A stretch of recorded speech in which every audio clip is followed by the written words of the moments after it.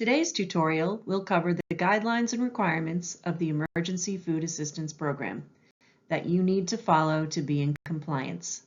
This tutorial is intended for agencies currently participating in TEFAP and agencies interested in adding TEFAP to their food choices. Let's get started.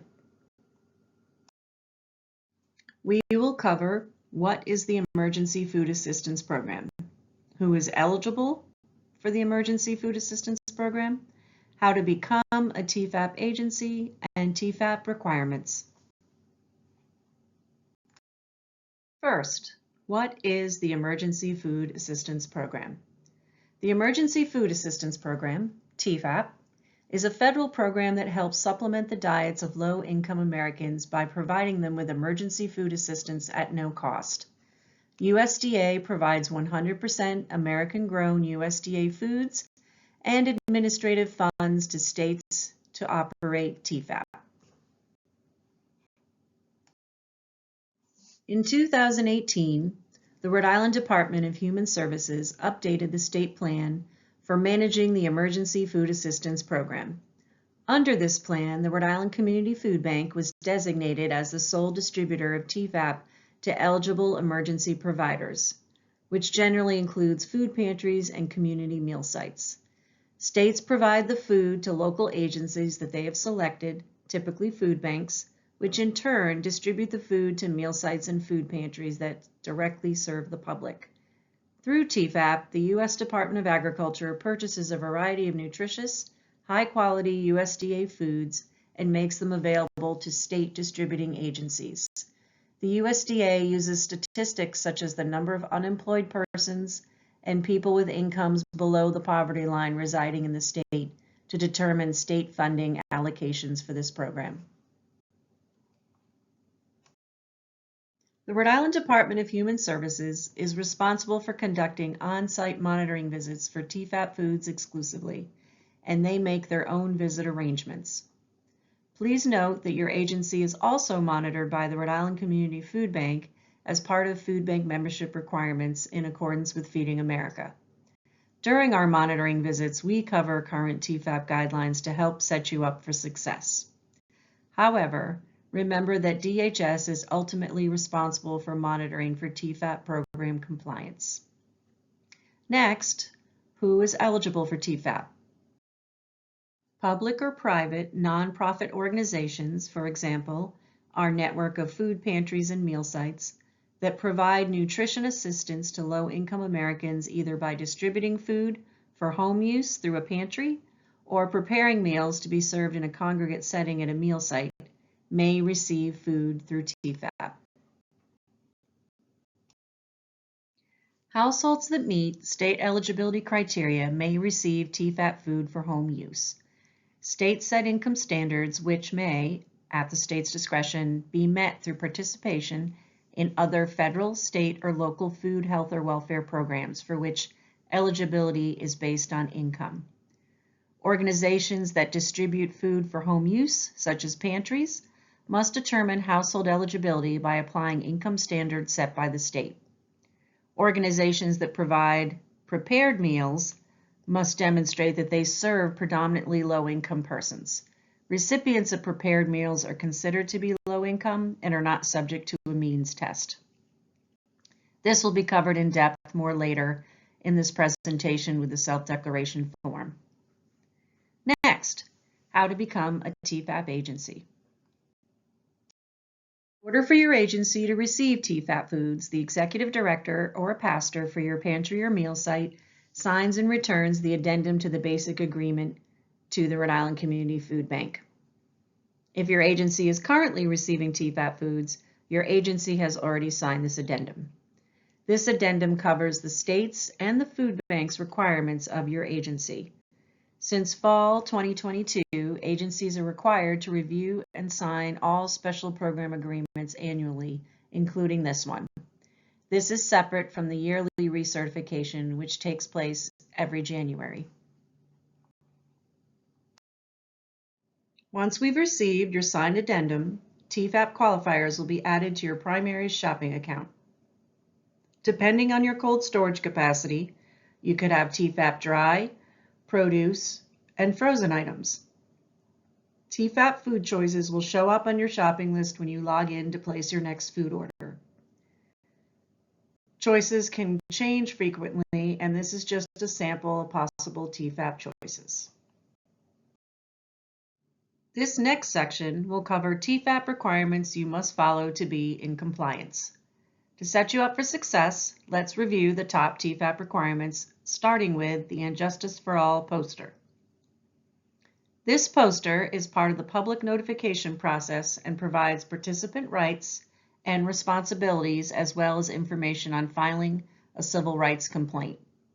While it is simple enough to post in your pantry or meal site, please remember that the poster must be posted in a prominent location at the point of service and visible to all program volunteers and guests.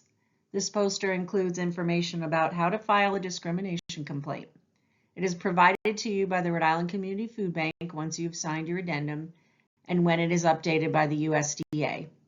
It is also available in Portuguese and Russian as an attachment by request.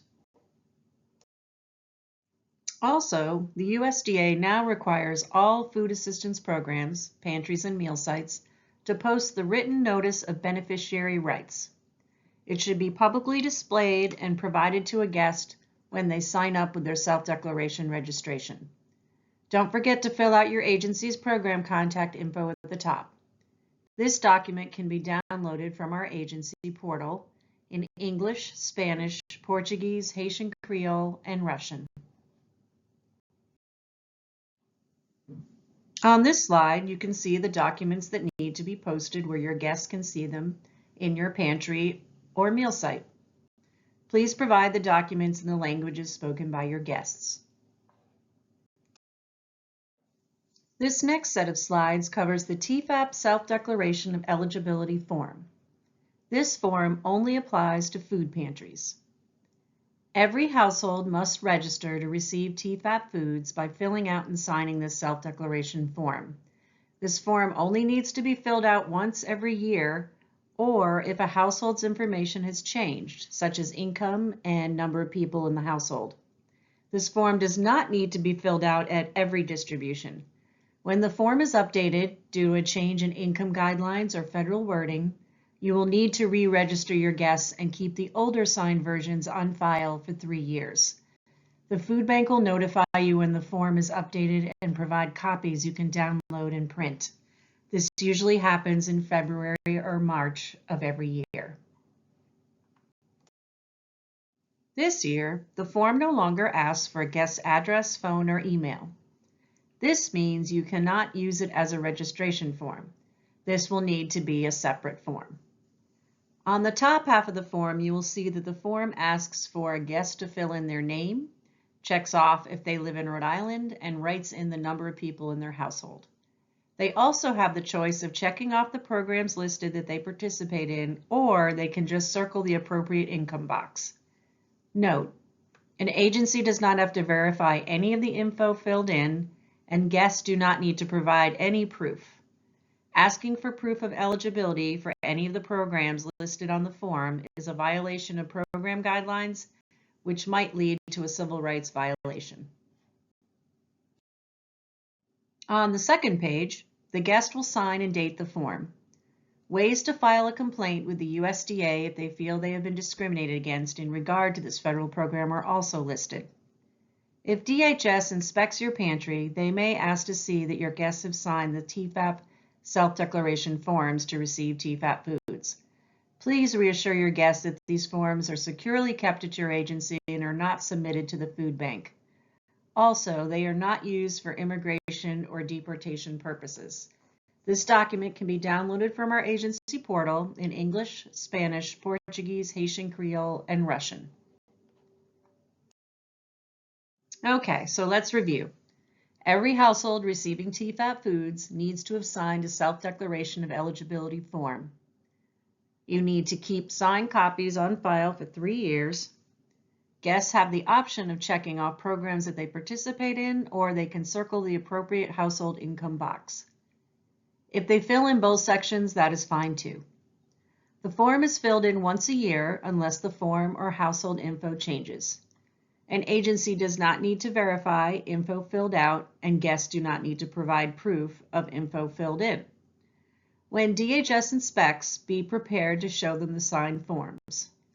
Also, reassure your families that the forms are not used for immigration or deportation purposes. This next document, the USDA Program Discrimination Complaint Form Instructions, should be kept on file at your agency in case a guest has expressed interest in filing a discrimination complaint with the USDA. Guests can file discrimination complaints in any way that they choose and should not be discouraged from doing so. This form has the information they need to know on how to file a complaint. Information about filing discrimination complaints can also be found on the And Justice for All poster. This document can be downloaded from our agency portal in English, Spanish, Portuguese, Haitian Creole, and Russian. The Donated Food Complaint Form is a tool to be used by your agency, not your guests, if you have complaints about TEFAP food. If possible, we will do our best to address your complaint and resolve it in an expeditious manner. However, you can fill out this form, notify and send us a copy, and the food bank will direct you on next steps on how to handle the complaint per state policy and in accordance with applicable FNS requirements. You will then send this completed form to the Department of Human Services. This document can also be found in our agency portal.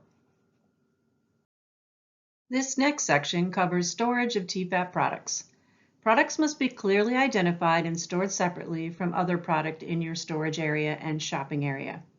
TEFAP foods can be stored in the same room with non-TEFAP foods. However, you will need to be able to identify TEFAP foods from non-TEFAP foods for a DHS inspection.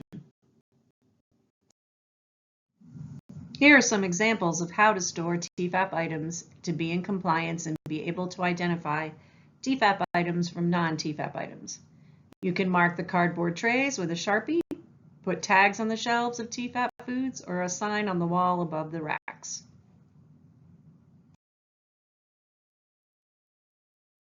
If you have any TEFAP questions, please reach out to Kadir Carcamo at kcarcamo@rifoodbank.org or call 401-230-1708. Thanks for listening and learning all about TEFAP compliance.